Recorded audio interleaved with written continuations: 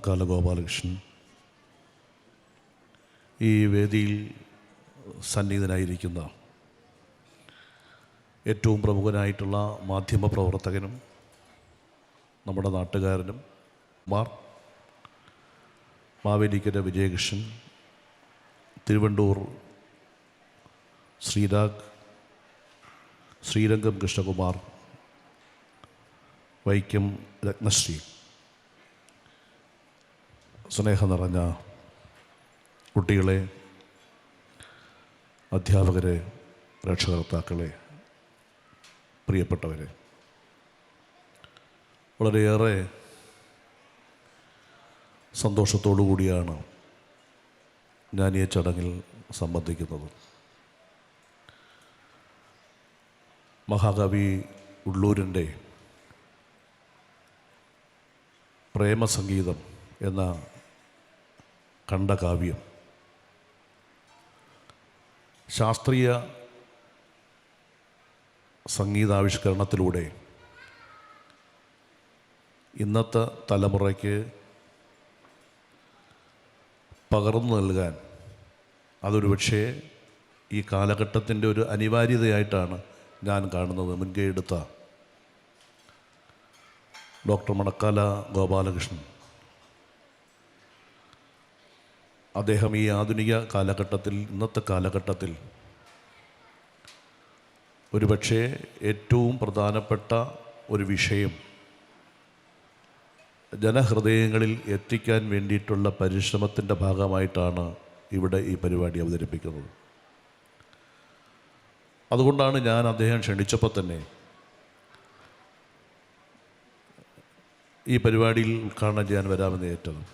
അദ്ദേഹത്തിൻ്റെ 130ാമത് സംഗീത പരിപാടിയാണ് ഇവിടെ നടക്കുന്നത്. ഞാൻ ഈ സ്കൂളിൽ ആദ്യമായിട്ടാണ് വരുന്നത്. ഞാൻ അദ്ദേഹം പറയുമ്പോൾ എന്താണ് പരിപാടി എന്ന് അന്വേഷിക്കാൻ പോയില്ല. കാരണം അദ്ദേഹം വിളിച്ചാൽ എനിക്ക് വരാതിരിക്കാൻ കഴിയില്ല. ഞങ്ങൾ തമ്മിൽ കഴിഞ്ഞ 13 വർഷമായി വളരെ ആത്മബന്ധമാണ് പുലർത്തിപ്പോരുന്നത്. ഒരു സഹോദര തുല്യമായിട്ടുള്ള ബന്ധമാണ് ഞങ്ങൾക്ക് തമ്മിലുള്ളത്. ഞാൻ അദ്ദേഹത്തിൻ്റെ MLA ആണ്. അദ്ദേഹവും ഞാനും ഇപ്പോൾ അടൂരിൽ ഒരുമിച്ച് ഒരു സ്ഥലത്ത് താമസിക്കുകയാണ്. അദ്ദേഹത്തിൻ്റെ പ്രേമസംഗീതം, അതിൻ്റെ സംഗീതാവിഷ്കരണം തുടങ്ങിയിട്ട് 130 വർഷം പിന്നിടുമ്പോൾ, അല്ല 130 വേദികൾ പങ്കിടുമ്പോൾ ഞാൻ കാണുന്നത് ഇന്ന് ഏറ്റവും വലിയ അനിവാര്യതയുള്ള ഒരു സന്ദർഭത്തിലാണ് അദ്ദേഹം എത്തി നിൽക്കുന്നത്. അതായത് ഉള്ളൂർ S. പരമേശ്വരയ്യർ മഹാകവി, അദ്ദേഹം ഈ പ്രേമസംഗീതം എഴുതാൻ ശ്രമിച്ച കാലഘട്ടം നമ്മുടെ നാട് ഇരുണ്ട കാലഘട്ടമായിരുന്നു. മതത്തിൻ്റെ പേരിൽ, ജാതിയുടെ പേരിൽ മനുഷ്യനെ അകൽച്ചയിലേക്ക് കൊണ്ടുപോയിരുന്നൊരു കാലഘട്ടമായിരുന്നു ആ കാലഘട്ടം. മതാന്ധതയുടെ കാലഘട്ടമായിരുന്നു. ജാതി മതവർഗത്തിൻ്റെ പേരിൽ മനുഷ്യന് കണ്ണു കാണാൻ പറ്റാത്ത അവസ്ഥ ആ കാലഘട്ടം ഉണ്ടായിരുന്നു. ഒരുപക്ഷെ ഇന്നത്തെ കുട്ടികൾക്ക്, എൻ്റെ മുമ്പിലിരിക്കുന്ന കുട്ടികൾക്ക് അറിയണമെന്നില്ല. എൻ്റെ കുട്ടിക്കാലം തീർച്ചയായിട്ടും എനിക്കത് മനസ്സിലാക്കാൻ കഴിഞ്ഞിട്ടുണ്ട്.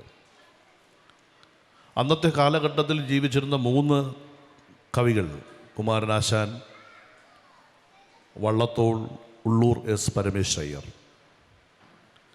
കുമാരനാശാൻ അന്ന് ചണ്ടാല ഭിക്ഷുകി എഴുതി. സ്നേഹത്തിന് വേണ്ടി അദ്ദേഹം നളിനി എഴുതി, വീണപ്പൂവ്, അങ്ങനെ നിരവധി കാവ്യങ്ങൾ അന്ന് രചിക്കപ്പെട്ടു. കാരണം അന്നത്തെ കാലഘട്ടത്തിൽ മനുഷ്യൻ്റെ മനസ്സിലേക്ക് സ്നേഹം പകർന്നു കൊടുക്കുക എന്നുള്ളതായിരുന്നു അവരുടെ 3 പേരുടെ ലക്ഷ്യം. അന്നത്തെ കാലഘട്ടത്തിൽ നാട്ടിലെ ജനങ്ങളെ ഒരുമിപ്പിക്കാൻ, നമ്മുടെ രാജ്യത്തിൻ്റെ സ്വാതന്ത്ര്യത്തിന് വേണ്ടിയുള്ള പോരാട്ടം, ഇതെല്ലാം നിന്നൊരു കാലഘട്ടം. അതുകൊണ്ടാണ് വള്ളത്തോൾ പാടിയത്, ഭാരതമെന്ന പേർ കേട്ടാൽ അഭിമാനപൂരിതമാകണം അന്തരംഗം, കേരളമെന്നു കേട്ടാലോ തിളയ്ക്കണം ചോര നമുക്ക് ഞരമ്പുകളിലെന്ന്. ഇവിടെ ഉള്ളൂർ ഒരുപക്ഷേ ഞാൻ കാണുന്നത് അന്നത്തെ കാലഘട്ടത്തിൽ എല്ലാ മനുഷ്യനെയും പ്രേമമെന്ന സ്നേഹമെന്ന ഒരു മുത്തുമണികൾ കോർത്തിണക്കി ചേർത്ത് നിർത്താൻ അദ്ദേഹം തയ്യാറായി. ഒരുപക്ഷെ ലോകത്ത് സ്നേഹത്തോളം വലിയ മതമില്ല. പ്രേമം എന്ന് പറഞ്ഞാൽ പലതരത്തിലുള്ള പ്രേമമുണ്ട്. അച്ഛനും അമ്മയോടുള്ള പ്രേമം, മക്കൾക്ക് അച്ഛനോടുള്ള പ്രേമം, കാമുകനും കാമുകിയോടുള്ള പ്രേമം, സഹോദരനും സഹോദരനുമുള്ള പ്രേമം. എല്ലാ മനുഷ്യനും പരസ്പരം സ്നേഹത്തോടെ കഴിയുക. ആ പരസ്പര സ്നേഹമാണ് ഏറ്റവും വലുത്. എവിടെയാണോ സ്നേഹം അവിടെ ഈശ്വരനുണ്ട് എന്നാണ് പറഞ്ഞിട്ടുള്ളത്. അപ്പോൾ എല്ലാത്തിനും വലുത് എന്ന് പറയുന്നത് സ്നേഹമാണ്, പ്രേമമാണ്. അതുകൊണ്ടാണ് മഹാകവി ഉള്ളൂർ അദ്ദേഹം ഈ ഖണ്ഡകാവ്യം എഴുതാൻ തയ്യാറായത്. അന്നത്തെ കാലഘട്ടത്തിൽ നമ്മുടെ നാട് നിലനിന്ന സാഹചര്യത്തെ മാറ്റിമറിക്കാൻ വേണ്ടിയുള്ള പരിശ്രമത്തിൻ്റെ ഭാഗമായിട്ടാണ് കവികൾ കാവ്യങ്ങൾ രചിക്കപ്പെട്ടത്. ഇന്ന് നമ്മൾ ഈ വേദിയിൽ നിൽക്കുമ്പോൾ ഇന്നും നമ്മുടെ മനുഷ്യൻ്റെ മനസ്സിലേക്ക് ജാതിയുടെ, മതത്തിൻ്റെ, വർഗത്തിൻ്റെ, വർണ്ണത്തിൻ്റെ ചിന്തകൾ വരിച്ചു വാലിയിടാൻ വേണ്ടിയുള്ള ബോധപൂർവമായ പരിശ്രമം നടക്കുന്നു. ജാതിയുടെ പേരിൽ മനുഷ്യനെ മാറ്റി നിർത്തുക, മതത്തിൻ്റെ പേരിൽ മനുഷ്യനെ മാറ്റി നിർത്തുക. അന്നും ഇന്നും ഉള്ള വ്യത്യാസം അതാണ്. അന്നൊരു പക്ഷേ മഹാകവി ഉള്ളൂരുണ്ടായിരുന്നു, മഹാകവി കുമാരനാശാനുണ്ടായിരുന്നു, മഹാകവി വള്ളത്തോളുണ്ടായിരുന്നു. ഇന്ന് അത് കുറച്ചുകൂടെ ജനങ്ങളുടെ ഹൃദയത്തിലേക്ക് എത്തിച്ചേരാൻ നമുക്ക് ഉള്ള ഒരേ ഒരാൾ ഡോക്ടർ മണക്കാല ഗോപാലകൃഷ്ണനാണ് എന്ന് പറയാൻ ഞാൻ ആഗ്രഹിക്കുകയാണ്. അദ്ദേഹമാണ് ആ ആശയം ജനകീയമാക്കി മനുഷ്യൻ്റെ മനസ്സിലേക്ക് എങ്ങനെയാണ് ഇത് നട്ടു വളർത്താൻ കഴിയുന്നത്, വെള്ളമൊഴിച്ച് വളർത്തിക്കൊണ്ടുവരാൻ കഴിയുന്നത്, എങ്ങനെയാണ് ഇതിനെ പ്രകാശപൂരിതമാക്കാൻ കഴിയുന്നത് എന്ന ചിന്തയിലാണ് ഡോക്ടർ മണക്കാല ഗോപാലകൃഷ്ണൻ മുന്നോട്ട് പോകുന്നത്. ഇത് ചെറിയ കാര്യമല്ല. അദ്ദേഹത്തെക്കുറിച്ച് ഞാൻ മനസ്സിലാക്കിയിട്ടുള്ളത്, എനിക്കിവിടെ വന്ന് പരിചയമാണ് അദ്ദേഹത്തെക്കുറിച്ചുള്ളത്. അദ്ദേഹം വിദ്യാർത്ഥിയായിരുന്ന കാലഘട്ടം, അദ്ദേഹത്തിൻ്റെ വിദ്യാഭ്യാസ കാലഘട്ടം, അന്നേ അദ്ദേഹം ഒരു നല്ല ഗായകനായിരുന്നു. അദ്ദേഹം പന്തളം കോളേജിലാണ് അദ്ദേഹം പഠിച്ചത്. NSS പന്തളം കോളേജിൽ പ്രീ ഡിഗ്രിക്ക് അദ്ദേഹം പഠിച്ചത്. അദ്ദേഹം പഠിക്കുമ്പോഴും അദ്ദേഹത്തിൻ്റെ മനസ്സിൽ സംഗീതം ഇങ്ങനെ ഇതാണ് പുറത്തേക്ക് ഒഴുകി വരാൻ വെമ്പൽ കൊണ്ട് നിൽക്കുന്ന ഒരു പുഴ പോലെയായിരുന്നു അദ്ദേഹം. പക്ഷേ മുന്നോട്ട് പോകാൻ കഴിയുന്നില്ല. അദ്ദേഹത്തിൻ്റെ സംഗീതം അദ്ദേഹത്തിൻ്റെ മനസ്സിലിരുന്ന് ശ്വാസം മുട്ടുകയായിരുന്നു. വീട്ടിൽ പറഞ്ഞാൽ പഠിക്കാൻ പോകാനുള്ള സാമ്പത്തിക ശേഷിയില്ല എന്നുള്ള പ്രശ്നം. പക്ഷേ അദ്ദേഹം അടൂരിൽ അവിടെ ഒരു സന്നദ്ധ സംഘടനയുടെ ഞാൻ മനസ്സിലാക്കുന്ന ഒരു ലയൺസ് ക്ലബിൻ്റെ പരിപാടിയിൽ പങ്കെടുക്കാൻ ചെന്നപ്പോൾ അദ്ദേഹം ആദ്യമായി അവിടെ പാട്ടുപാടി. അദ്ദേഹത്തിൻ്റെ മനോഹരമായ ആ പാട്ട് കേട്ട് അന്ന് അടൂരിലുണ്ടായിരുന്ന സംഗീത സംവിധായകൻ ഐരൂർ സദാശിവൻ അദ്ദേഹത്തെ അടുത്ത് ചേർത്ത് നിർത്തി ചോദിച്ചു, സംഗീതം പഠിച്ചിട്ടുണ്ടോ എന്ന്. പക്ഷേ സംഗീതം പഠിച്ചിട്ടില്ല അദ്ദേഹം. ആ സംഗീതം പഠിക്കാത്ത അന്നത്തെ ഗോപാലകൃഷ്ണൻ പിന്നീട് ഡോക്ടർ മണക്കാല ഗോപാലകൃഷ്ണനായി മാറി. സ്വാതിരുന്നാൽ സംഗീത കോളേജിൽ ചേർന്ന് വിദ്യാഭ്യാസം, സംഗീതം പഠിച്ചു. ഒരുപാട് കഷ്ടപ്പെട്ട അദ്ദേഹം. ത്യാഗപൂർവമായിരുന്നു അദ്ദേഹത്തിൻ്റെ പഠനം. ഇന്നത്തെ കുട്ടികളും ഞാനും പഠിക്കുമ്പോഴും കുറച്ച് പ്രയാസം ഉണ്ടായിരുന്നു. പക്ഷേ ഇന്നത്തെ കുട്ടികൾക്ക് ആ പ്രയാസമില്ല. ഇന്ന് കുട്ടികൾക്ക് രക്ഷകർത്താക്കൾ ചോദിക്കുന്നതെല്ലാം വാങ്ങിക്കൊടുക്കുന്ന കാലഘട്ടമാണ്. ജനിക്കുമ്പോഴേ അവരുടെ കയ്യിൽ മൊബൈൽ ഫോണാണ് ആദ്യം എടുത്തു കൊടുക്കുന്നത്.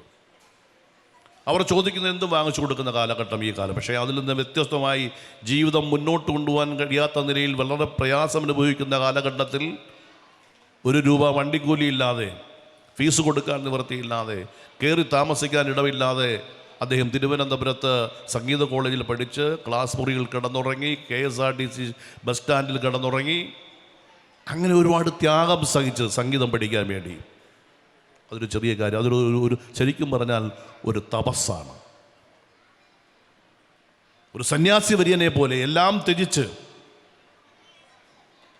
തനിക്ക് ഏറ്റവും വലുത് സംഗീതമാണ്, ആ സംഗീതത്തിലൂടെ തൻ്റെ ജീവിതം മുന്നോട്ടുള്ളൂ എന്ന കാഴ്ചപ്പാടിലൂടെ ത്യാഗത്തോടെ മുന്നോട്ട് പോയ ആളാണ് ഡോക്ടർ മണക്കാല ഗോപാലകൃഷ്ണൻ. അങ്ങനെയാണ് അന്ന് അദ്ദേഹം സംഗീതം പഠിക്കുകയും ഇന്നത്തെ ഏറ്റവും വലിയ സംഗീതജ്ഞനായി ഡോക്ടർ മണക്കാല ഗോപാലകൃഷ്ണനായി അദ്ദേഹം മാറാൻ കഴിയുന്നത്. ഇന്ന് അദ്ദേഹം വലിയ പ്രശസ്തനായ സംഗീതജ്ഞനാണ്, അധ്യാപകനായിരുന്നു. ഇവിടെ സൂചിപ്പിച്ചതുപോലെ നിരവധി വിദ്യാഭ്യാസ മേഖലയിൽ അതിൻ്റെ ഉന്നത സ്ഥാനങ്ങൾ അലങ്കരിച്ചുകൊണ്ട് മുന്നോട്ട് പോകാൻ അദ്ദേഹത്തിന് കഴിഞ്ഞിരുന്നു. ഞാൻ ഓർക്കുന്ന അദ്ദേഹം SRTCയുടെ ആണെന്ന് തോന്നുന്നു, അതിൻ്റെ ചോദ്യമായിരുന്നപ്പോഴാണ് സ്കൂളുകളിൽ സംഗീതം പഠിപ്പിക്കാൻ അധ്യാപകർക്ക് ട്രെയിനിങ് കൊടുക്കാൻ കേരളത്തിലെ മുഴുവൻ സ്കൂളിലെ അധ്യാപകരെ, ഓരോ സ്കൂളിലും കുട്ടികൾക്ക് സംഗീതത്തിൻ്റെ ബാലപാഠം പറഞ്ഞു കൊടുക്കാൻ കഴിയത്തക്ക നിലയിൽ സംഗീത അധ്യാപകരെ തിരഞ്ഞെടുക്കാൻ വേണ്ടിയുള്ള ചുമതല കൊടുത്തപ്പോൾ ആ ചുമതല നിർവഹിക്കാൻ അദ്ദേഹം മുഴുവൻ അധ്യാപകരെയും കൊണ്ടുവന്നത് അടൂരാണ്. ആ സംഗീത പഠന പരിശീലന പരിപാടി ഉദ്ഘാടനം ചെയ്തത് ഞാനാണ്. അദ്ദേഹം എന്നെ കൊണ്ടാണ് ആ ചടങ്ങ് ഉദ്ഘാടനം ചെയ്തത്. അതുകൊണ്ട് തന്നെ തീർച്ചയായും അദ്ദേഹം സംഗീത ലോകത്ത് നിറഞ്ഞു നിൽക്കുന്ന ഒരാളായി മാറി. ഇന്നിപ്പോൾ അദ്ദേഹം ഇവിടെ ഏകദേശം എനിക്ക് തോന്നുന്നു 12 രാഗങ്ങൾ ഹംസധ്വനിയിൽ തുടങ്ങി 12 രാഗങ്ങളിലൂടെയാണ് അദ്ദേഹം പ്രേമസംഗീതം ജനകീയമായി നമ്മുടെ ഹൃദയത്തിലേക്ക് അദ്ദേഹം പകർന്നു നൽകുന്നത്, വളരെ ശാസ്ത്രീയമായി. ഒരുപക്ഷെ ഇന്ന് മനുഷ്യനെ എല്ലാം ചേർത്ത് നിർത്താൻ ഉള്ളൂരിൻ്റെ പ്രേമസംഗീതം ജനഹൃദയത്തിലേക്ക് എത്തിക്കാൻ കഴിയത്തക്ക നിലയിൽ അദ്ദേഹം 130 വേദികളിൽ ഇത് ആലപിച്ചു കഴിഞ്ഞു. അതൊരു ചെറിയ കാര്യമല്ല. ഞാൻ ഇടയ്ക്ക് പറഞ്ഞു, അന്ന് ഉള്ളൂർ പരമേശ്വര അയ്യർ ഉണ്ട് എങ്കിൽ ഇന്ന് നമുക്ക് ഡോക്ടർ മണക്കാല ഗോപാലകൃഷ്ണൻ പോലെ ഉള്ളവർ നമ്മുടെ നാടിൻ്റെ അഭിമാനമായി മാറി ഈ മഹാകാവ്യത്തെ, സ്നേഹമെന്ന മതത്തെ മനുഷ്യൻ്റെ ഹൃദയത്തിലേക്ക് കൊണ്ടുവരാൻ തീർച്ചയായും ഇത്തരം സംഗീതാവിഷ്കരണത്തിലൂടെ അദ്ദേഹത്തിന് കഴിഞ്ഞു എന്നുള്ളത് തീർച്ചയായിട്ടും ഞാൻ സന്തോഷത്തോടെയാണ് കാണുന്നത്. എനിക്ക് അറിയാം, അഭിമാനമുണ്ട്. കാര്യം അദ്ദേഹം ജനിച്ചു വളർന്ന നാട്ടിലാണ് ഞാനിപ്പോൾ ജീവിക്കുന്നത് എന്ന അഭിമാനമാണ് എനിക്കിപ്പോൾ ഉള്ളത്. ഉള്ളൂർ ജനിച്ചു വളർന്ന സ്ഥലത്ത് ജീവിക്കാൻ എനിക്ക് ഭാഗ്യം കിട്ടിയില്ല. പക്ഷേ ഉള്ളൂരിൻ്റെ ഖണ്ഡകാവ്യം ഏത് കാലഘട്ടത്തിലാണോ അദ്ദേഹം രചിച്ചത്, ആ കാലഘട്ടം മാറി കേരളത്തെ നവോത്ഥാന കേരളമാക്കി മാറ്റി. കവിത്രയങ്ങൾ മാത്രമല്ല, നവോത്ഥാന നായകർ ശ്രീനാരായണ ഗുരുദേവനും മഹാത്മാ അയ്യങ്കാളിയും പണ്ഡിറ്റ് കറുപ്പനും അയ്യ വൈകുണ്ഠസ്വാമിയും പൊയ്കയിൽ കുമാരഗുരുദേവനും വക്കം മൗലവിയും ചട്ടമ്പി സ്വാമികളും അടക്കം ഈ കേരളത്തെ മാറ്റിമറിച്ച നവോത്ഥാന നായകർ.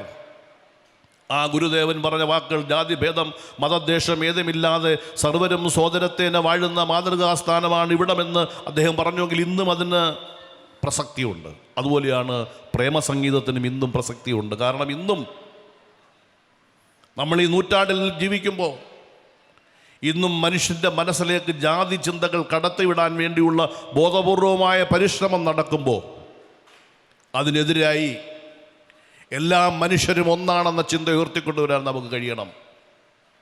നമ്മുടെ ഇതിഹാസങ്ങൾ നമ്മെ പഠിപ്പിച്ചത് അതാണ്, സ്നേഹമാണ്. ബൈബിൾ നമ്മെ പഠിപ്പിച്ചത് നീ നിൻ്റെ അയൽക്കാരനെ സ്നേഹിക്കുക എന്നുള്ളതാണ്. ഭഗവത്ഗീത നമ്മെ പഠിപ്പിച്ചത് പരോപകാരമേ പുണ്യം പാപമേ പരപീഡനമെന്നാണ്. സഹജീവികൾക്ക് ഉപകാരം ചെയ്താൽ നിനക്ക് പുണ്യം കിട്ടും എന്നാണ് ഭഗവത്ഗീത നമ്മെ പഠിപ്പിച്ചത്. നീ ഭൂമിയിലുള്ളവരോട് കരുണ ചെയ്യൂ, എങ്കിലേ ആകാശത്തുള്ളവർ നിന്നോട് കരുണ കാണിക്കൂ എന്നാണ് ഖുർആൻ നമ്മെ പഠിപ്പിച്ചത്. ഇതെല്ലാം ചേരുന്നതാണ് നമ്മുടെ നാട്. ഇതിനെയെല്ലാം കാച്ചിക്കുറുക്കിയ ബൈബിളും ഖുർആനും ഭഗവത്ഗീതയും എല്ലാം പറഞ്ഞ ആ മഹത് വചനങ്ങളെ കാച്ചിക്കുറുക്കി ഒറ്റ വാക്കിൽ പ്രേമസംഗീതം എന്ന നിലയിൽ ഖണ്ഡകാവ്യം എഴുതി ഈ സമൂഹത്തെ മനുഷ്യൻ്റെ മനസ്സിലേക്ക് വെളിച്ചം പകരാൻ കഴിഞ്ഞത് ഉള്ളൂർ എസ് പരമേശ്വരയ്യർ ആണ് എങ്കിൽ ഇന്ന് അത് ജനകീയമാക്കി ജനഹൃദയങ്ങളിലേക്ക് കൊണ്ടുപോകാൻ പരിശ്രമിക്കുന്നത് ഡോക്ടർ അടൂർ മണക്കാല ഗോപാലകൃഷ്ണനാണ്. അദ്ദേഹത്തെ നിങ്ങൾക്കെല്ലാം വേണ്ടി ഞാൻ ഒരിക്കൽ കൂടി അഭിനന്ദിക്കുന്നു. എല്ലാ ആശംസകളും ഞാൻ അദ്ദേഹത്തിന് നൽകുകയാണ്. വളരെ മഹനീയമായ ആ വരികൾ ഇവിടെ അദ്ദേഹം നിങ്ങൾക്ക് വേണ്ടി ഇപ്പോൾ ആലപിക്കും. അതിന് തീർച്ചയായും ഈ വേദി കൊടുത്ത ഗായത്രി സ്കൂളിൻ്റെ ചെയർമാൻ, മാനേജ്മെൻറ്റ് അവരെയെല്ലാം പ്രത്യേകം അഭിനന്ദിച്ചുകൊണ്ട് ഈ സംഗീത പരിപാടി 130ാമത് സംഗീത പരിപാടി നിങ്ങളുടെ എല്ലാം അനുമതിയോടെ ഔപചാരികമായി ഉദ്ഘാടനം ചെയ്തായി അറിയിച്ചുകൊണ്ട് വാക്കുകൾ അവസാനിപ്പിക്കുന്നു. നന്ദി, നമസ്കാരം. 130ാമത് വേദിയാണ് പ്രേമസംഗീതത്തിൻ്റേത്. ഇവിടെ എന്നെ സംബന്ധിച്ചിടത്തോളം വളരെ ചാരിതാർത്ഥ്യമുണ്ട്. ഡൽഹിയിലെ കേരള ക്ലബ്, ആ കേരള ക്ലബിൻ്റെ ആക്ടിംഗ് പ്രസിഡൻ്റാണ് ഇപ്പോൾ ഞാൻ. ഞങ്ങൾക്ക് ഈ പരിപാടി ഡൽഹിയിൽ അവതരിപ്പിക്കാൻ കഴിഞ്ഞു. രണ്ടുപേരും അന്ന് അവിടെ ഡൽഹിയിൽ വന്നു. ഈ പരിപാടി അവതരിപ്പിച്ചപ്പോൾ ധാരാളം പേരവിടെ പങ്കെടുക്കുകയും അത് വളരെ ആസ്വദിക്കുകയും ചെയ്തു. അപ്പോൾ ശ്രീ മണക്കാല ഗോപാലകൃഷ്ണൻ എന്നോട് പറഞ്ഞു, ഇന്നിവിടെ ഈ പ്രോഗ്രാമുണ്ട്, അപ്പോൾ ഇത് കേൾക്കണമെന്ന ആഗ്രഹത്തോടു കൂടിയാണ് ഞാനിവിടെ എത്തിയത്. പ്രേമസംഗീതം വളരെ ഉദാത്തമായ ഒരു കവിതയാണ്. 72 വരികൾ മാത്രമുള്ള ഈ കവിത ഒരുപക്ഷെ നിലയിൽ മലയാളികൾ, വിദ്യാർത്ഥികളെല്ലാം അവരുടെ സ്കൂൾ പഠനം അവസാനിക്കുമ്പോൾ ഈ പദ്യം തീർച്ചയായിട്ടും പഠിച്ചിരിക്കേണ്ടതാണ്. അതിന് കേരള ഗവൺമെൻറ് അതിൻ്റെ സിലബസിൽ ഇത് ഉൾപ്പെടുത്തണം. ഞാൻ പഠിക്കുമ്പോൾ അതിൽ ഏതാണ്ട് കുറച്ച് വരികൾ ഞാൻ പഠിക്കുമ്പോൾ എൻ്റെ ക്ലാസ്സിൽ മലയാളത്തിന് ഞാൻ പഠിച്ചിട്ടുണ്ട്. എൻ്റെ അഭിപ്രായം ഈ കവിത മൊത്തം ഇവിടുന്ന് പഠിച്ചിറങ്ങുന്ന ഏതൊരു വിദ്യാർത്ഥിയും കേരളത്തിൽ 10ാം ക്ലാസ് അല്ലെങ്കിൽ 12ാം ക്ലാസ് പാസ്സാകുമ്പോൾ ഈ കവിതയും പഠിച്ചിരിക്കണം എന്നുള്ളതാണ് എൻ്റെ ഒരു ആഗ്രഹം. അത്ര ഉദാത്തമായ കവിതയാണ്. സ്നേഹമാണ് അഖിലസാര മൂഴിയിലെന്ന് പറഞ്ഞ കവി ആണ്. ആ തോട്ടാണ് ഈ കവിതയിലും വരുന്നത്. ഈ കവിത എന്താണ്? സ്നേഹത്തിൽ കവിഞ്ഞ് മറ്റൊന്നുമില്ല. God is love, love is God. അപ്പോൾ സ്നേഹമാണ് അഖിലസാര മൂഴിയിൽ. അല്ലെങ്കിൽ സ്നേഹമുണ്ട് എങ്കിൽ മതമുണ്ട്, ജീവിതമുണ്ട്. സ്നേഹമില്ല എങ്കിൽ ഒന്നുമില്ല എന്ന് പറയുന്ന ഈ കവിത മലയാളികളെ സംബന്ധിച്ചിടത്തോളം നമ്മുടെ ബഹുമാനപ്പെട്ട സ്പീക്കർ പറഞ്ഞതുപോലെ എല്ലാ ഖുർആന്, വേദപുസ്തകത്തിലെ സദൃശ്യവാക്യങ്ങൾ ഇതെല്ലാം കൂടി സംഗ്രഹിച്ച് ഒരു ചാറായിട്ട് എടുത്തിട്ടുണ്ട് എങ്കിൽ അതാണ് പ്രേമസംഗീതം. ഇത് നമ്മളെല്ലാം വായിക്കേണ്ടതാണ്. അത് കേൾക്കാനായിട്ടാണ് നിങ്ങളിവിടെ കൂടിയിരിക്കുന്നത്. കേൾക്കാനായിട്ട് ആഗ്രഹത്തോടെയാണ് ഞാനും ഇവിടെ എത്തിയത്. ശ്രീ മണക്കാല ഗോപാലകൃഷ്ണൻ ചെയ്യുന്ന ഈ സേവനത്തെ പ്രകീർത്തിക്കേണ്ടതായിട്ടിരിക്കുന്നു. ശ്രീ മണക്കാല ഗോപാലകൃഷ്ണനെക്കുറിച്ചുകൂടെ ഒരു വാക്കുകൂടി ഞാൻ പറഞ്ഞുകൊള്ളട്ടെ. അദ്ദേഹം ഡൽഹി യൂണിവേഴ്സിറ്റിയിൽ നിന്നാണ് അദ്ദേഹം പഠിക്കാനായിട്ട് ഡൽഹി യൂണിവേഴ്സിറ്റി സംഗീത ഡിപ്പാർട്ട്മെൻറ്റിൽ പഠിക്കാൻ വന്നപ്പോൾ അദ്ദേഹത്തിൻ്റെ ടീച്ചറായിരുന്നു പത്മശ്രീ ലീല ഓംചേരി. ലീല ഓംചേരി എൻ്റെ ഒരു സുഹൃത്തു കൂടിയാണ്. കഴിഞ്ഞത് മരിച്ചുപോയി. ലീല ഓംചേരിയുടെ വീട്ടിൽ ഞാൻ പോയപ്പോൾ അവിടെ വെച്ച് കണ്ട ഒരു അനുഭവമാണ്. ലീല ഓംചേരിക്ക് ഒരു പട്ടി ഉണ്ടായിരുന്നു. ആ പട്ടിയും ചത്തുപോയി. അപ്പോൾ ഈ പട്ടി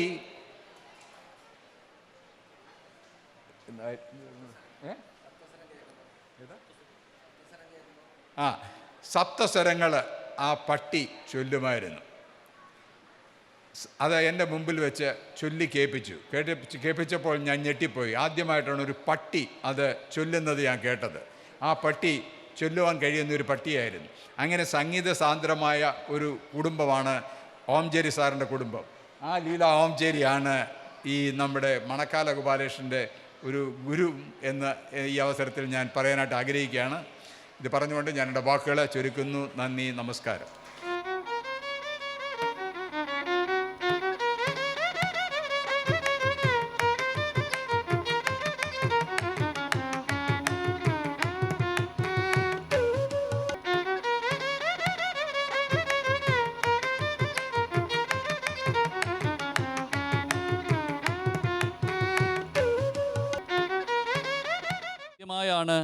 ഇത് കുട്ടികൾക്ക് മുമ്പിൽ അവതരിപ്പിക്കുന്നത്. ഈ അവതരണം, കുട്ടികൾക്ക് മുമ്പിലുള്ള ഈ അവതരണം വിജയിക്കുകയാണെങ്കിൽ പ്രേമസംഗീത സദസ്സ് ഒരു വലിയ നാഴികക്കല്ല് പിന്നിടുകയാണ്. നമ്മുടെ വിദ്യാലയത്തിൻ്റെ പേര് ഗായത്രി എന്നാണ്. ഗാനം ചെയ്യുന്നത് കൊണ്ട് രക്ഷിക്കുന്നത് എന്നാണ് വാക്കിൻ്റെ അർത്ഥം. ഗായത്രി ചൊല്ലുന്നവർ ഗായത്രിയാൽ രക്ഷിക്കപ്പെടും. സംഗീതവും അങ്ങനെയാണ്. ആലാപനത്തിലൂടെ മനസ്സിനെ സ്വതന്ത്രമാക്കാനും നന്മയിലേക്ക് ഉയർത്തിയെടുക്കാനും സാധിക്കുന്ന ഒന്നാണ് സംഗീതം. ഈ സംഗീതത്തിൻ്റെ സാധ്യതയെ എങ്ങനെ കവിതയ്ക്ക് വേണ്ടി പ്രയോജനപ്പെടുത്താം എന്ന വിഷയത്തിലാണ് ഡോക്ടർ മണക്കാല ഗോപാലകൃഷ്ണൻ നാളിതുവരെ ശ്രദ്ധിച്ചു മുന്നോട്ട് പോകുന്നത്. ഇവിടെ ഏറെ പരിചയപ്പെടുത്തിയിരുന്നു മണക്കാല ഗോപാലകൃഷ്ണൻ സാറിനെ. അദ്ദേഹം അധ്യാപകനാണ്. അധ്യാപക വൃത്തിയുടെ ഭാഗമായാണ് അദ്ദേഹം സംഗീതത്തിൽ ഗവേഷണം നടത്തുന്നത്. ആ ഗവേഷണവും കവിതയെ എങ്ങനെ സംഗീതാത്മകമായി കുട്ടികളുടെ മുമ്പിൽ അവതരിപ്പിക്കാം, ജനകീയമായ കവിതാശൈലി എങ്ങനെ കൊണ്ടുവരാം, ഈ വിഷയത്തിലാണ് അദ്ദേഹം ദീർഘനാളുകളായിട്ട് ഗവേഷണങ്ങൾ നടത്തുന്നത്. അതിൻ്റെ സദ്ഫലങ്ങളിൽ ഒന്നാണ് പ്രേമസംഗീത സദസ്സ്. മഹാത്മാഗാന്ധിയെക്കുറിച്ച് മലയാളത്തിലുണ്ടായിട്ടുള്ള കവിതകൾ ചേർത്തുവെച്ച് അദ്ദേഹം ഒരു ഗാന്ധി സംഗീതമാല തയ്യാറാക്കിയിട്ടുണ്ട്. അത് ഭക്തിയാവാം, സ്ത്രീ പുരുഷന്മാർ തമ്മിലുള്ള അനുരാഗമാവാം, കുട്ടികൾക്കിടയിലുള്ള സൗഹൃദമാവാം, അച്ഛനും മക്കളും തമ്മിലുള്ള ബഹുമാനവും വാത്സല്യവുമാവാം. അങ്ങനെ ഭക്തി, അനുരാഗം, ദയ മുതലായ പല രൂപഭേദങ്ങളിൽ കാണപ്പെടുന്ന സ്നേഹം എന്ന ദിവ്യാമൃതമാണ്, ആ പ്രകാശമാണ് മനുഷ്യ ജീവിതത്തെ അർത്ഥപൂർണമാക്കുന്നത്. അതിനൊരു ശത്രു മാത്രമേ ഉള്ളൂ, അത് വെറുപ്പ് എന്ന ശത്രുവാണ്. അപ്പോൾ സ്നേഹം എന്ന മതത്തിൻ്റെ ഏക ശത്രു വെറുപ്പാണെന്നും ആ വെറുപ്പിൻ്റെ ഇരുട്ടിലകപ്പെട്ടാൽ നമ്മളെല്ലാവരും നശിച്ചു പോകുമെന്നും ഉള്ളൊരൊന്നാമത്തെ ചരണത്തിൽ തന്നെ താക്കീത് നൽകുന്നു. അതിനൊരരിയാം നാസ്തിക്യം താൻ ദ്വേഷം, ലോകത്തിനഹോ തമസ്സാം, അതിലകപ്പെട്ടാൽ അകാല മൃത്യുഫലം. അത് മരണത്തിൻ്റെ ദേവതയാണ്. സ്വർഗത്തെ നരകമാക്കുന്ന ഈ ഭൂമിയിലെ ഏറ്റവും വലിയ ചെകുത്താൻ അത് വെറുപ്പാണ്. ആ വെറുപ്പ് നമ്മുടെ മനസ്സിൽ സ്ഥാനം പിടിച്ചാൽ അപ്പോൾ തന്നെ ജാഗ്രതയോടെ ഇരിക്കുക. അത് നമ്മയും സമൂഹത്തെയും രാജ്യത്തെയും നശിപ്പിച്ചേക്കാം. അതുകൊണ്ട് ഈ ഇരുട്ടിനുമേൽ വെളിച്ചത്തിൻ്റെ വിജയമായി നമുക്ക് സ്നേഹത്തെ താലോലിക്കാമെന്ന ആഹ്വാനമാണ് പ്രേമസംഗീതത്തിൻ്റെ ആദ്യ ചരണത്തിലൂടെ കവി സൂചിപ്പിക്കുന്നത്. ഒരൊറ്റ മതമുണ്ട് ഉലകിന്നുയിരാം പ്രേമം അതൊന്നല്ലോ, പരക്ക നമ്മെ പാലമൃതൂട്ടും പാർവണ ശശിബിംബം. സ്നേഹത്തിൻ്റെ ഈ പ്രകാശ വിജയത്തെ സൂചിപ്പിക്കുന്ന വരികൾ ഇവിടെ ഹംസധ്വനി എന്ന മനോഹരമായ രാഗത്തിലാണ് ആലപിക്കുന്നത്. ആദിതാളത്തിൽ ഹംസധ്വനിയുടെ സ്വരഭേദങ്ങളിലൂടെ നമുക്ക് ഈ വരികൾ ഹൃദയത്തിലേക്ക് സ്വീകരിക്കാം.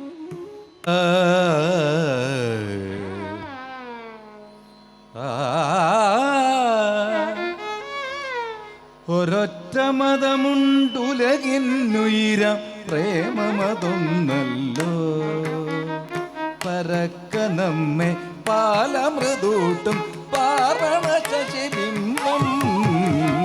ഒരൊറ്റ മതമുണ്ടുലകിന്നുയിര പ്രേമമതൊന്നല്ലോ, പരക്ക നമ്മെ പാലമൃതൂട്ടും പാർവണ ശശിബിംബം. ഭക്ത്യനുരാഗതയാദിവപുസ്സ പരാത്മ ചൈതന്യം,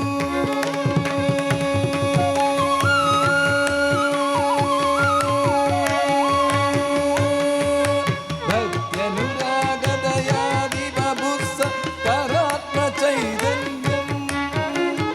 പലമട്ടേന്തി പാരിതിലെങ്ങും പ്രകാശമരുളുന്നു, അതിനൊരറിയാം നാസ്തിക്യം താൻ ദ്വേഷം ലോകത്തിൽ.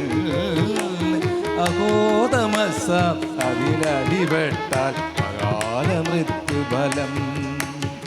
മാരണദേവതയാം അതുമാറ്റും മണമറപട്ടടയായി, മടുമലർമാരിക മരുപ്പറമ്പായി മാനം താരകമായി. ഉയര പ്രേമമതൊന്നല്ലോ.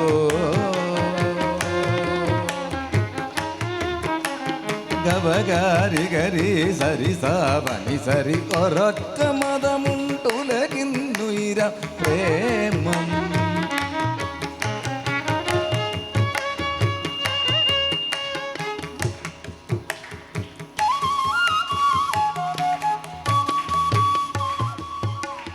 നിരിസനി പസനി പഗനി പഗരി പഗരി ഒരൊറ്റ മതമുണ്ടുലകിന്നുയരം പ്രേമം. ഗരി ഗരി സരി ഗ ഗരി സനി വനി സരി ഗ പഗരി സപ ഗ പരി ഗ സരി നി സപ പനി സരി ഗ പരി ഗരി പ ഗ പരി ഗ പനി നി പ ഗ ഗ പനി സപ പനി സരി സഗരി സനി രി സനി പസനി പഗനി പഗരി പഗരി സഗരി സനി രി സനി സരി ഗ പനി സരി ഗരി ഗരി രി സനി നി ഗ പനി സഗരി സനി ഗരി ച രി സനി സനി പ ഗരി സനി പ രി സനി പ ഗ സനി പ ഗ രി സനി സനി പനി പ ഗരി സനി പ ഗ സനി പ ഗരി സനി ഗ പനി ഗരി സനി സനി സനി പ ഗ രി സനി പ രി സനി പ ഗ ഗരി സനി ഗൊരൊറ്റ മതമുണ്ടുലകിന്നുയര പ്രേമമതൊന്നല്ലോ. പരക്ക നമ്മെ പാലമൃതൂട്ടും പാവണ ശശിബിംബം ഒരൊറ്റ മതമുണ്ടുലകിന്നുയര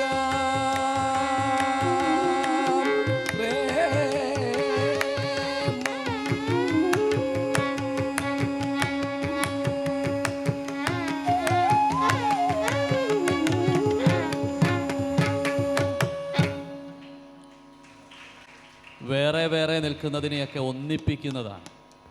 നിങ്ങളെല്ലാവരും പരസ്പരം സ്നേഹത്തിലാണ് എന്ന് പറഞ്ഞാൽ നിങ്ങളെല്ലാവരും ചേർന്ന് ഒന്നാണ് എന്നാണ് അർത്ഥം. ഒറ്റയ്ക്ക് നിൽക്കുന്നതല്ല, ഒന്നിച്ചു നിൽക്കുന്നതാണ് സ്നേഹം. ഒറ്റയ്ക്കൊറ്റയ്ക്ക് നിൽക്കുന്ന അക്ഷരങ്ങൾക്ക് അർത്ഥമില്ല. എന്നാൽ അക്ഷരങ്ങൾ ഒന്നിച്ചു നിന്നാൽ വാക്കുകളാവും, വാക്കിന് അർത്ഥമുണ്ട്. വാക്കുകൾ ഒന്നിച്ചു ചേർന്നാൽ വാക്യമാവും, വാക്യത്തിന് അർത്ഥമുണ്ട്. ഇതേപോലെ ഇവിടെ ഇപ്പോൾ സംഗീതം നടക്കുന്നു. ഒരാൾ പാട്ട് പാടുന്നു, മറ്റൊരാൾ ശ്രുതി മീട്ടുന്നു, ഇനി ഒരാൾ താളമിടുന്നു. ആ ശ്രുതിയും ഗാനവും താളവും ഒന്നിച്ചു ചേരുമ്പോൾ സംഗീതമുണ്ടാവും. അപ്പോൾ ഒന്നിച്ചു ചേരലാണ് സ്നേഹം. വേറെ വേറെ ആവുന്നത് വെറുപ്പാണ്.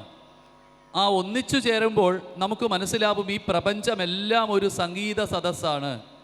അതിൽ ചരങ്ങളുണ്ട്, അചരങ്ങളുണ്ട്, വൃക്ഷങ്ങളുണ്ട്, പക്ഷികളുണ്ട്, മനുഷ്യരുണ്ട്, മൃഗങ്ങളുണ്ട്. എല്ലാവരും ഒരേ സംഗീതത്തിൻ്റെ അകമ്പടി വാദ്യക്കാരാണ് എന്ന് തിരിച്ചറിയുന്നതാണ് സ്നേഹം.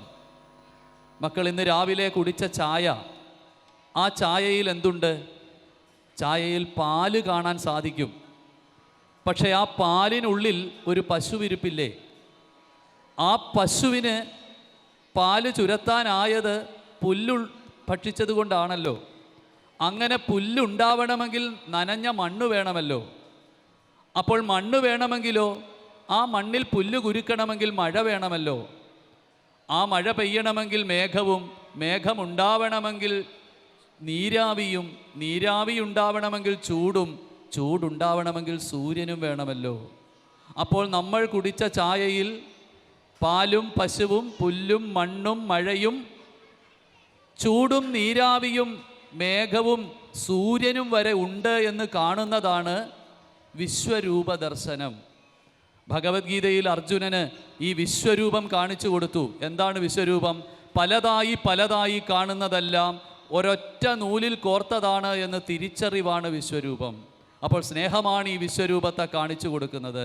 ഒരു ചായയുടെ കാര്യത്തിൽ തന്നെ ഇത്രയും ഒത്തുചേർന്നിരിക്കുന്നുണ്ടെങ്കിൽ, ഇവിടെ ഇന്ന് ഞാൻ ഈ സംസാരിക്കുന്ന വാക്ക് രൂപപ്പെട്ടത് ഞാൻ ഭക്ഷിച്ച ആഹാരത്തിൽ നിന്നാണ്. ആ ആഹാരം ഉണ്ടാക്കിയത്, ആ ചോറായി വന്നത് എൻ്റെ അമ്മ കഷ്ടപ്പെട്ടത് കൊണ്ടാണ്. പക്ഷേ അതുമാത്രമല്ല, അമ്മയുടെയും അച്ഛൻ്റെയും അധ്വാനത്തിനപ്പുറത്ത് ഈ അരിയാക്കി മാറ്റിയ അനേകം പേരുണ്ട്. ഒരു പക്ഷേ ആന്ധ്രാപ്രദേശിലോ മധ്യപ്രദേശിലോ ഒക്കെ ജോലി ചെയ്യുന്ന കർഷകരുണ്ട്. ആ കർഷകർക്ക് വേണ്ടി അവരോടൊപ്പം കഷ്ടപ്പെട്ട മൃഗങ്ങളുണ്ട്. അതിനനുകൂലമായ കാലാവസ്ഥയുണ്ട്. ഇതെല്ലാം ചേർന്ന് ഉണ്ടായ അന്നത്തിൽ നിന്നാണ് ഞാനീ പറയുന്ന വാക്കുണ്ടായത്. അതുകൊണ്ട് എൻ്റെ വാക്ക് അവർക്ക് വേണ്ടിയുള്ളതാവണം, അവരെ വെറുപ്പിക്കാനുള്ളതാവരുത്. ഒന്നിച്ചു നിൽക്കലാണ് സ്നേഹം എന്ന് കാണിച്ചു തരുന്ന മഹനീയമായ ഭാവമാണ് അടുത്ത പദത്തിലൂടെ അറിയിക്കുന്നത്. പദങ്ങൾ അന്വയമാർന്നേ വാക്യം ഭവിപ്പു സാർത്ഥകമായി. ഒരു വാക്യം അർത്ഥവത്താവണമെങ്കിൽ പദങ്ങൾ തമ്മിൽ തമ്മിൽ ചേർന്ന് നിൽക്കണം. ശ്രുതിയും താളവും ഒത്തേ ഗാനം ശ്രോത്രസുഖം നൽകൂ. പാട്ടിനോടൊപ്പം ശ്രുതിയും താളവും ചേർന്നു നിൽക്കണം. അതുപോലെ ഈ പ്രപഞ്ചത്തിലെ പരമാണുഗണം പരസ്പരം ചേർന്ന് കഴിയുന്നതാണ് എന്ന് തിരിച്ചറിയുന്നതാണ് സ്നേഹം. മറ്റൊരാളെ കൂടാതെ ഒരിക്കലും ഒരു ജീവിക്കും ജീവിക്കാൻ സാധിക്കില്ല. ഈശ്വരൻ പോലും പ്രകൃതിയോട് ചേർന്നാണ് ഈ പ്രപഞ്ചം സൃഷ്ടിച്ചിരിക്കുന്നത്. അതുകൊണ്ട് പൃഥിവി, അപ്പ്, തേജസ്, വായു, ആകാശം, പഞ്ചഭൂതങ്ങൾ, ഈ പഞ്ചഭൂതങ്ങൾ തമ്മിൽ ചേർന്നും പിരിഞ്ഞുമാണ് ഈ പ്രപഞ്ചം കാണപ്പെടുന്നത്. ഈ ആശയം അവതരിപ്പിക്കുന്ന പ്രേമസംഗീതത്തിൻ്റെ 2ാം ചരണം ചാരുകേശി എന്ന രാഗത്തിലാണ് ഇവിടെ ആലപിക്കുന്നത്. ആദിതാളത്തിൽ ചാരുകേശിയുടെ സ്വരവിസ്താരത്തോടെ നമുക്ക് ഈ പദങ്ങൾ അന്വയമാർന്നേ വാക്യം ഭവിപ്പു സാർത്ഥകമായി എന്ന ഭാഗം ശ്രദ്ധിക്കാം.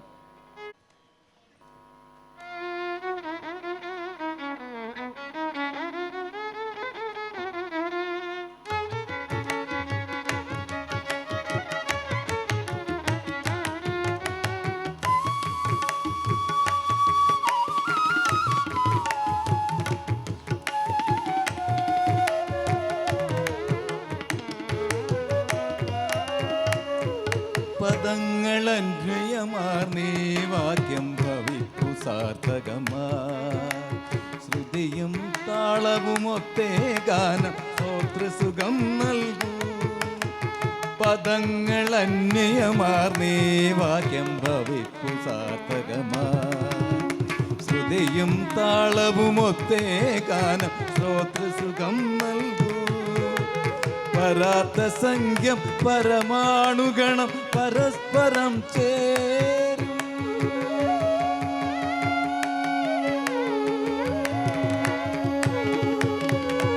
പരാർത്ഥസംഖ്യം പരമാണുഗണം പരസ്പരം ചേരും. ശരീരമുടയോ നല്ലീ സകലം ചരാചര ഗ്രാമം. പരാനപേക്ഷം പ്രാണിക്കമരാൻ പഴുതില്ലൊരിടത്തും.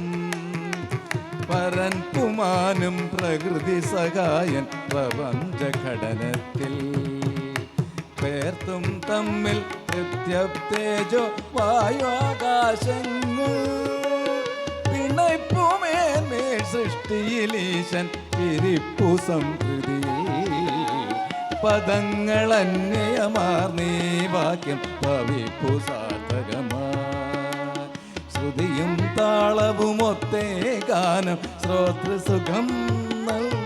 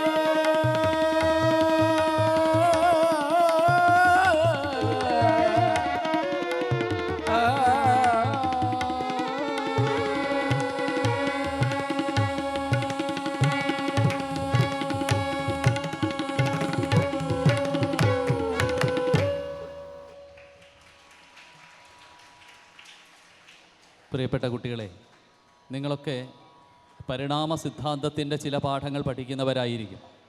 ആദ്യകാലത്ത് ഈ ഭൂമിയിൽ ഏകകോശ ജീവികൾ മാത്രമായിരുന്നു. ആ ഏകകോശ ജീവികൾ ചേർന്ന് പിന്നീട് പല കോശങ്ങളുള്ള ജീവികളുണ്ടായി. അങ്ങനെ ഭൂമിയിൽ പുഴുക്കളും പക്ഷികളും മരങ്ങളും ഒക്കെ ഉണ്ടായി. മനുഷ്യരവസാനമുണ്ടായി. ഇതിൽ ആകാശത്തുകൂടി പറന്ന് നടക്കുവാൻ കഴിവ് നേടിയ ഒരു ജീവിയാണ് പക്ഷി.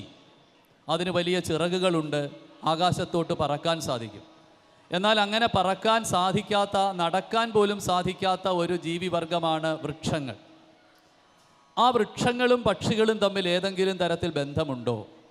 ആകാശത്തുകൂടി പറക്കുന്ന പക്ഷിക്ക് അതിൻ്റെ അടുത്ത തലമുറയെ സൃഷ്ടിച്ചെടുക്കുന്നതിന് വേണ്ടി കൂടുകൂട്ടേണ്ടത് വൃക്ഷങ്ങളിലാണ്.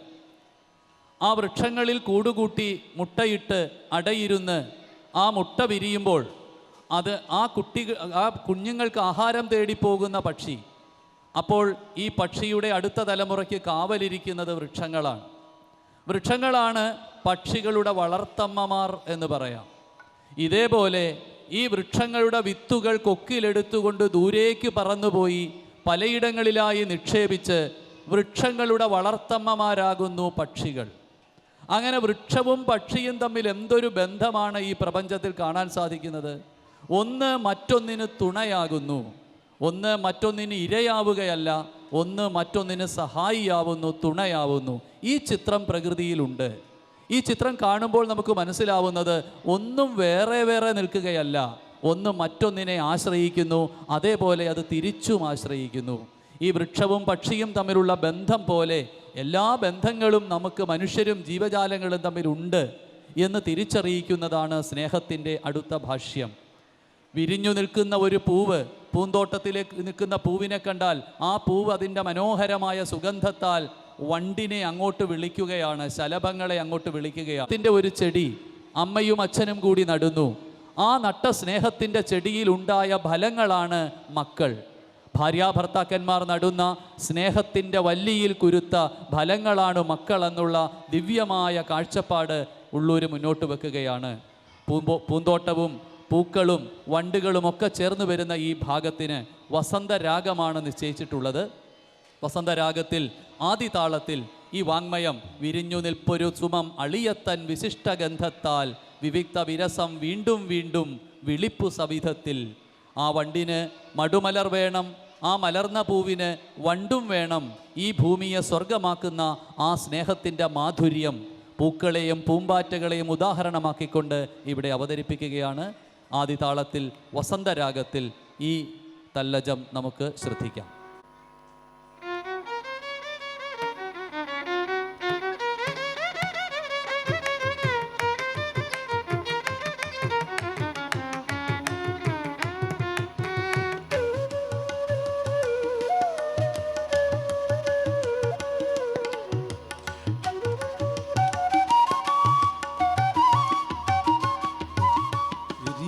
നിൽപ്പൊരു സുമം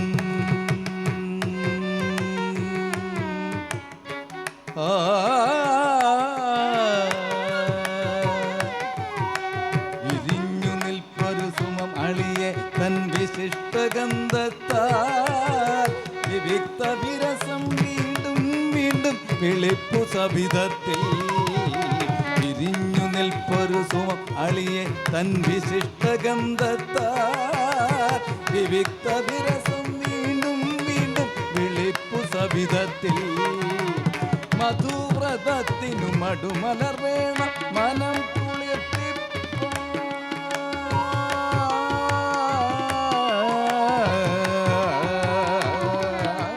മധുവ്രതത്തിനു മടുമലർ വേണം മനം കുളിർപ്പിപ്പാൻ. മലർന്ന പൂവിനു വണ്ടും വേണം മന്നിരുവിണ്ടാക്കാൻ. മലർന്ന പൂവിനു വണ്ടും വേണം മന്നിരുവിണ്ടാക്കാൻ. പ്രജകൾ ജഗത്തിൻ സുഹൃതികൾ ജായാപതികൾ നടും ശുഭമാം പരസ്പര പ്രണയാമരതരുവിൻ ഫലപ്രകാണ്ഡങ്ങൾ.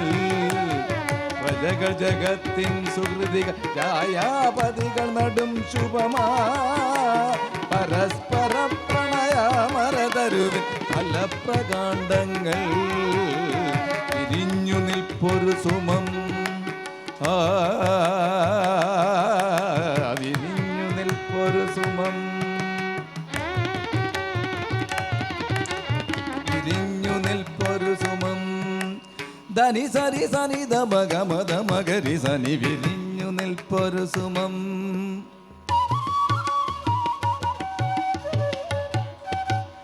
നി സരി രി സ സ നി ധ നി നി ധ മ ധ ധ മ ഗ മ മ ഗ രി ഗ രി സ സ നി ധ നി സ മ ഗ മ ഗ മ ധ നി ധ നി ധ ഗ മ ധ നി സ നി ധ മ ഗ ഗ രി സ നി വിരിഞ്ഞു നിൽപ്പൊരു സുമം.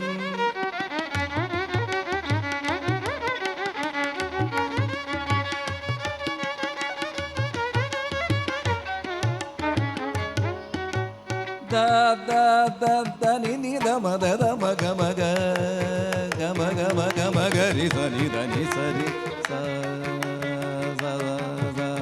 സരി രി സ സ നി സ രി സ മ ഗ മ ഗ രി സ നി സ മ ഗ ഗ മ ധ മ ഗ മ ധ ഗ മ ധ മ ഗ മ ഗ ഗ ഗ ഗ ഗ മ ഗ മ ഗ രി സ മ ഗ മ ഗ മ ധ മ ഗ മ ധ നി ധ മ ഗ ഗ മ ധ നി സ നി ധ ധ നി സ രി രി സ ധ സ രി സ നി സ നി ധ നി ധ മ ധ മ ധ നി സ സ നി ധ മ മ ഗ ഗ മ ധ നി സ മ ഗ മ ഗ രി സ നി സ രി സരി രി സ സ നി ധ മ ഗ മ ഗ രി സ നി വിരിഞ്ഞു നിൽപ്പൊരു സുമം അളിയെ തൻ വിശിഷ്ട ഗന്ധത്താൽ വിവിക്ത വിരസം വീണ്ടും വീണ്ടും വിളിപ്പു സവിധത്തിൽ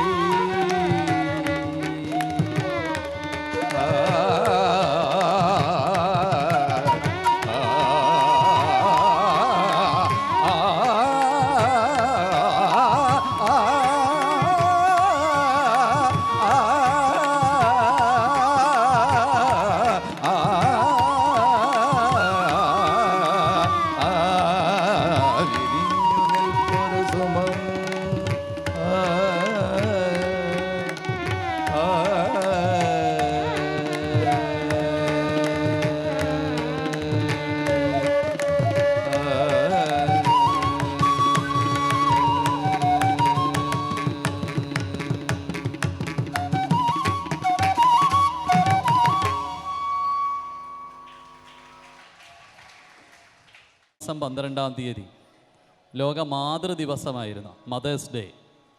അന്നു തന്നെയായിരുന്നു ജഗദ്ഗുരു ശങ്കരാചാര്യസ്വാമികളുടെ ജന്മദിനവും ഈ വർഷം ആഘോഷിച്ചത്. ശങ്കരാചാര്യസ്വാമികൾ സന്യാസിയാണ്. സന്യാസത്തിന് പോകുമ്പോൾ അമ്മയ്ക്കൊരു വാക്ക് കൊടുത്തിരുന്നു, മരണസമയത്ത് ഒപ്പമുണ്ടാവാമെന്ന്. ആ വാക്ക് പാലിച്ചുകൊണ്ട് അദ്ദേഹം എത്തി. വളരെ വിദൂരതയിൽ നിന്നും അമ്മയുടെ ശബ്ദം തിരിച്ചറിഞ്ഞിട്ട് അദ്ദേഹം നാട്ടിലെത്തി. സാധാരണ സന്യാസിമാർ വീട് വിട്ടു പോയാൽ വീട്ടിലേക്ക് മടങ്ങാറില്ല. പക്ഷെ ശങ്കരാചാര്യസ്വാമികൾ അമ്മയുടെ മരണവേളയിൽ അടുത്തെത്തി. വിഷ്ണു സ്തോത്രം, വിഷ്ണു സ്തവം അമ്മയ്ക്ക് ചൊല്ലിക്കേൾപ്പിച്ചു. അത് കേട്ടുകൊണ്ട് അമ്മ മരിച്ചു. അമ്മയുടെ ശരീരം ദഹിപ്പിക്കാൻ എടുക്കുന്ന സമയത്ത് ആ ഈറനുടുത്ത തുണിയുമായി നിന്നുകൊണ്ട് ആ ഈറൻ തോർത്തിൽ നിന്ന് ഇറ്റുവീഴുന്ന വെള്ളത്തുള്ളികൾ പോലെ ശങ്കരാചാര്യസ്വാമികളുടെ കണ്ണിൽ നിന്ന് കണ്ണുനീർത്തുള്ളികൾ ഇറ്റിറ്റു വീണു. സന്യാസിയാണെങ്കിലും ലോകഗുരുവാണെങ്കിലും അമ്മയെക്കുറിച്ച് ഓർത്തപ്പോൾ ആ കണ്ണിൽ നിന്ന് ബാഷ്പങ്ങൾ പൊഴിഞ്ഞു വീണു. അവിടെ നിന്ന് അദ്ദേഹം 5 ശ്ലോകങ്ങൾ ചൊല്ലി. അപ്പോൾ മനസ്സിൽ തോന്നിയ വികാരത്തെ അടിസ്ഥാനമാക്കി 5 ശ്ലോകങ്ങൾ ചൊല്ലി. ആ ശ്ലോകങ്ങളിൽ ഒന്നാമത്തേതിൽ പറയുന്നത്, പ്രസവവേദന എന്ന ഏറ്റവും ഭയങ്കരമായ വേദന, എല്ലു നുറുങ്ങിപ്പോകുന്ന ആ വേദന, അത് സഹിച്ചത് അവിടെ ഇരിക്കട്ടെ. 1 വർഷത്തോളം മലമൂത്രങ്ങളിൽ കിടക്കേണ്ടി വന്നു. കുഞ്ഞിൻ്റെ മലത്തിലും മൂത്രത്തിലും അമ്മയ്ക്ക് കിടക്കേണ്ടി വന്നു. ആ അവസ്ഥയും അവിടെ നിൽക്കട്ടെ. ഇങ്ങനെയൊക്കെ ചെയ്തത് പോട്ടെ, ആ ഗർഭമെന്ന ഭാരം 10 മാസം വഹിച്ചതിൻ്റെ കൂലി പോലും ഒരു വിശിഷ്ടനായ പുത്രനും കൊടുത്തു തീർക്കാനാവില്ലമ്മേ എന്നാണ്. ഗർഭമെന്ന ഭാരം വഹിച്ചതിൻ്റെ കൂലി പോലും കൊടുത്തു തീർക്കാനാവില്ല. പിന്നെ ആവട്ടെ പ്രസവ വേദനയുടെ കൂലി, അല്ലെങ്കിൽ 1 വർഷത്തോളം മലമൂത്രങ്ങളിൽ കിടക്കേണ്ടി വന്നതിൻ്റെ കൂലി. അമ്മയോടുള്ള കടം മകന് വീട്ടാനാവില്ല എന്ന് പറഞ്ഞത് 32 വർഷം കൊണ്ട് ലോകത്തെ കീഴടക്കിയ ബുദ്ധിമാന്മാരുടെ ചക്രവർത്തിയായ ശങ്കരാചാര്യസ്വാമികളാണ്. സ്വാമി വിവേകാനന്ദൻ്റെ ജീവിതത്തിലും ഇതുപോലെ ഒരു സന്ദർഭമുണ്ട്.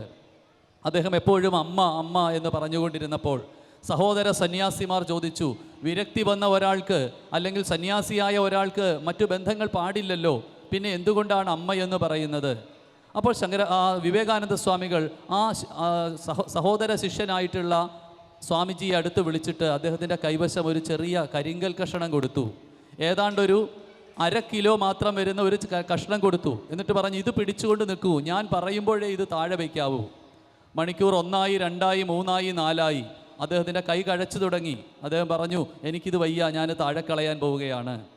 അപ്പോൾ വിവേകാനന്ദ സ്വാമി പറഞ്ഞു, നോക്കൂ, ഏതാണ്ടൊരു 250-300 ഗ്രാം വരുന്ന ഒരു കൽക്കഷണം 1 മണിക്കൂർ പിടിച്ചപ്പോഴേക്ക് നിങ്ങളുടെ കൈ കഴച്ചെങ്കിൽ ദുർഭരമായ ഗർഭഭാരം 9 മാസം സന്തോഷത്തോടുകൂടി വഹിച്ചത് അമ്മയല്ലേ? ഒരു പൂവ് കൊണ്ടിട്ടാൽ പോലും നോവുന്ന മാതിരി വേദന അനുഭവിക്കുന്ന കാലമെന്നാണ് ഉള്ളൂർ അതിനെ വിശേഷിപ്പിക്കുന്നത്. ചൂടാൻ മലരും ഘനമായി തോന്നിയ ദോഹദ കാലത്തിൽ, ഒരു പൂവ് ചൂടുന്നത് പോലും ഭാരമായി തോന്നുന്ന ഗർഭകാലം. അത്ര ക്ലിഷ്ടമായ ഗർഭകാലത്തിൽ എത്ര സന്തോഷത്തോടെയാണ് അമ്മ ആ വയറും താങ്ങി ആ ഭാരവും താങ്ങി നിന്നത്. അപ്പോൾ സ്നേഹത്തെക്കുറിച്ച് ചിന്തിക്കുമ്പോഴൊക്കെ ഈ അമ്മയുടെ ഈ ബോധം നമ്മുടെ മനസ്സിലേക്ക് വരും. സ്നേഹത്തിൻ്റെ സാക്ഷാത് രൂപമാണ് അമ്മ. ഈ അമ്മയാണ് സ്നേഹം എന്താണെന്ന് നമ്മെ പഠിപ്പിച്ചത്. സ്നേഹമെന്നാൽ ത്യാഗമാണ് എന്ന് പഠിപ്പിച്ചത് അമ്മയാണ്. നല്ലതെല്ലാം മക്കൾക്കും നല്ലതല്ലാത്തത് തനിക്കും എടുത്തു വെക്കുന്നത് അമ്മയാണ്. ദോശ ചുടുമ്പോൾ അടി കരിഞ്ഞുപോയ ദോശയാണ് അമ്മ കഴിക്കാറ്. നല്ല പൂ പോലുള്ള ദോശ മക്കൾക്ക് കൊടുക്കുന്നു. അതേപോലെ വേണ്ടതിൽ നല്ലതെല്ലാം മറ്റുള്ളവർക്കും മോശപ്പെട്ടത് തനിക്കും എടുക്കുമ്പോൾ അമ്മ അനുഭവിക്കുന്ന ആനന്ദത്തിൻ്റെ പേരാണ് സ്നേഹം. ആ ത്യാഗത്തിലൂടെ അമ്മ നേടുന്ന നിർവൃതിയുടെ പേരാണ് സ്നേഹം. അമ്മയെ തുടർന്ന് അച്ഛനും സഹോദരങ്ങളും ബന്ധുക്കളും ഭാര്യയും ഭർത്താവുമൊക്കെ ഇതേ സ്നേഹം നമുക്ക് പങ്കിട്ട് തന്നിട്ടുണ്ട്. അതുകൊണ്ടാണ് മക്കളെ നമ്മൾ ഇന്ന് അതിജീവിച്ചിരിക്കുന്നത്. ജീവിതത്തിൽ വലിയ സങ്കടങ്ങൾ വന്നു പോയപ്പോൾ ആരായിരുന്നു കൂട്ടിന്? അച്ഛൻ, അമ്മ, ബന്ധുക്കൾ, സുഹൃത്തുക്കൾ, ഭാര്യ, ഭർത്താവ്, മക്കൾ, ഇവരൊക്കെയല്ലേ? ഇവരില്ലായിരുന്നെങ്കിൽ നമ്മൾ ഈ കടൽ താണ്ടുമായിരുന്നോ? കടൽ പോലെ പെരുകിയ സങ്കടങ്ങളെ ഒരു ചെറിയ കുളമ്പടി പോലെയാക്കി മാറ്റിയത് ഈ സ്നേഹമല്ലേ? ഈ ബന്ധുക്കളുടെ സ്നേഹമല്ലേ? കുടുംബത്തിൻ്റെ സ്നേഹത്തെക്കുറിച്ചാണ് ഉള്ളൂർ ഈ ഭാഗത്ത് വിവരിക്കുന്നത്. അതിമോഹനമായ ഈ ആശയങ്ങൾ ചൂടാൻ മലരും ഘനമായി തോന്നിയ ദോഹദ കാലത്തിൽ ചുമന്നിരിപ്പു ദുർഭര ഗർഭം സുഖേന ജനയിത്രി.